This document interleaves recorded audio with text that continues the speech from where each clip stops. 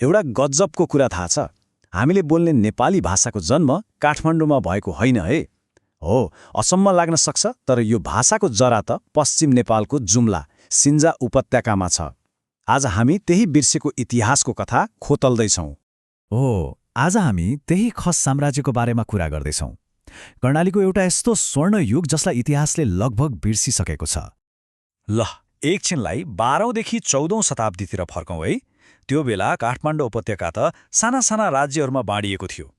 तर पश्चिम नेपालमा एउटा यस्तो विशाल शक्तिको उदय भयो जसको साम्राज्य उत्तरमा तिब्बतदेखि दक्षिणमा तराईसम्म फैलिएको थियो। हो, यही थियो खस मल्ल साम्राज्य। अब यहाँनिर एउटा गजबको कुरा छ जसले धेरैलाई झुक्काउँछ। नामको पछाडि मल्ल भए पनि यी कर्णालीका राजाहरूको काठमाडौँका मल्ल राजाहरूसँग कुनै साइनो थिएन, बिल्कुलै थिएन। कर्णालीका खस मल्लहरू बौद्ध धर्म मान्थे, उनीहरूको राजधानी थियो सिन्जा। उता काठमाडौँका मल्लहरू थिए हिन्दू। मतलब नाम एउटै भए पनि यी दुई वंश पुरै फरक थिए। त्यसो भए यो शक्तिशाली साम्राज्यको जग कसले बसाल्यो त? हो, कथा सुरु हुन्छ एकजना तिब्बती राजाबाट, नागराज, जसले नेपालमा एउटा विशाल साम्राज्यको सपना देखेर त्यसलाई साकार पारे। इतिहासले के भन्छ भने 12औं शताब्दीतिर नागराज तिब्बतको खारी भन्ने ठाउँबाट कर्णाली आएका थिए। पछि गएर दुल्लुमा भेटिएको कीर्तिस्तम्भले त उनलाई खस वंशको आदिपुरुष मतलब पहिलो राजा भनेर चिनाउँछ। नागराजले जुम्लाको सिन्जा उपत्यकालाई आफ्नो राजधानी बनाए र यो ठाउँ छनौट गर्नु एकदमै चलाकीपूर्ण थियो, किनभने यो रणनीतिक हिसाबले निकै महत्त्वपूर्ण थियो। यहीँबाट उनले छरिएर बसेका खस जातिहरूलाई एकै ठाउँमा ल्याए अनि तिब्बत र नेपाल बीचको मुख्य व्यापारिक बाटो पनि आफ्नो कब्जामा लिए, जसले गर्दा राज्य आर्थिक रूपमा पनि शक्तिशाली बन्दै गयो। नागराजले त जग बसाले, तर उनका उत्तराधिकारीहरूले त्यो जगमाथि एउटा विशाल साम्राज्य नै खडा गरे। ल, अब हेरौँ न त कसरी एउटा सानो राज्यले साम्राज्यको रूप लियो। अब पालो आयो राजा क्राचल्लको। सन् 1223मा उनले आजको भारतमा पर्ने कुमाऊँ र गढवाल जिते र उनी आफ्नो पहिचानमा एकदमै प्रष्ट थिए। उनले लेखाएका दानपत्रहरूमा आफूलाई गर्वका साथ परम सौगात भनेका छन्, जसको अर्थ हुन्छ एक महान बौद्ध। यसले उनीहरूको धार्मिक आस्था के थियो भनेर छर्लङ्गै पार्छ।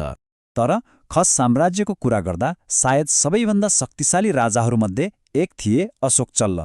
उनको उपाधि सुन्नुस् त, सपादलक्ष शिखरिणी। यसको अर्थ हो 1.25 लाख पहाडका राजा।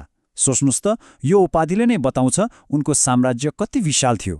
दक्षिणमा तराईदेखि पश्चिमको सतलज नदीसम्म जताततै पहाडै पहाड। अशोक चल्लपछि आए जितारी मल्ल र रिपु मल्ल। उनीहरूले त खस शक्तिको प्रभावलाई अझै परसम्म पुर्याए। जितारी मल्लले काठमाडौँ उपत्यकामा 1-2 पटक होइन 3-3 पटक आक्रमण गरेर आफ्नो शक्ति देखाए अनि स्वयम्भूनाथमा पूजा पनि गरे। उनी पछि आएका रिपु मल्लले चाहिँ अझै ऐतिहासिक काम गरे। उनी दक्षिणमा बुद्धको जन्मस्थल लुम्बिनीसम्म तीर्थयात्रामा निस्किए र लुम्बिनीमा उनले छोडेको चिनो त झनै गजबको छ। सन् 1312मा रिपु मल्लले त्यहाँको अशोक स्तम्भमा एउटा अभिलेख कुदाए, ओम मणिपद्मे हुम रिपुमल्ल चिरजयतु। यो सानो वाक्यले दुईवटा ठूला कुराको प्रमाण दिन्छ। पहिलो, खस राजाहरू बौद्ध थिए भन्ने कुरामा अब कुनै शङ्का रहेन, र दोस्रो, 14औं शताब्दीमा पनि अशोक स्तम्भ जमिनमै थियो, सबैले देख्ने गरे। तर इतिहासको नियम नै हो, हरेक उत्थानको पतन हुन्छ। खस साम्राज्यले पनि आफ्नो स्वर्णयुग देख्यो र त्यसपछि अचानक ओह्रालो लाग्यो। क्राचल, अशोक चल्ल, रिपु मल्ल जस्ता शक्तिशाली राजाहरूले साम्राज्यलाई फैलाए अनि आयो सन् 1338 पृथ्वी मल्लको शासनकाल। हो, यही समयलाई खस साम्राज्यको स्वर्ण युग वा गोल्डन एज मानिन्छ।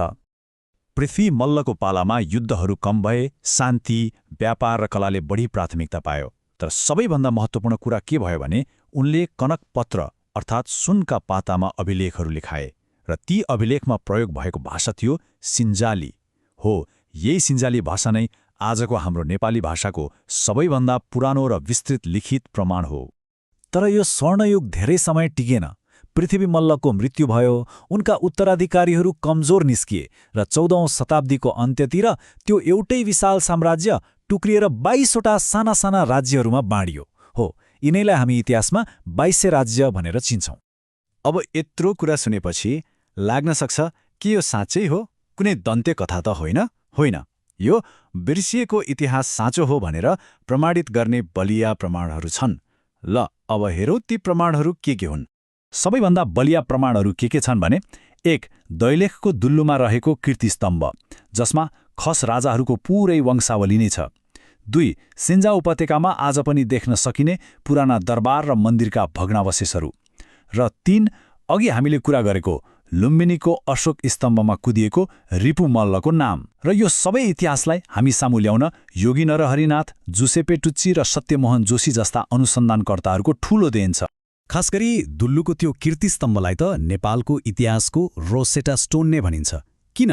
किनभने जसरी रोसेटा स्टोनले इजिप्टको रहस्य खोल्यो, त्यसै गरी यही एउटा स्तम्भले खस राजाहरूको पूरै वंशावली र इतिहासको गाँठो फुकाइदियो।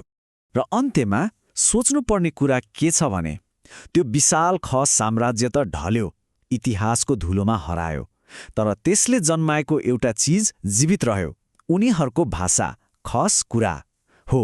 त्यही भाषा आज नेपाली भाषा बनेर हामी सबैलाई जोडिरहेको छ। साम्राज्य ढल्छ तर भाषा बाँच्छ।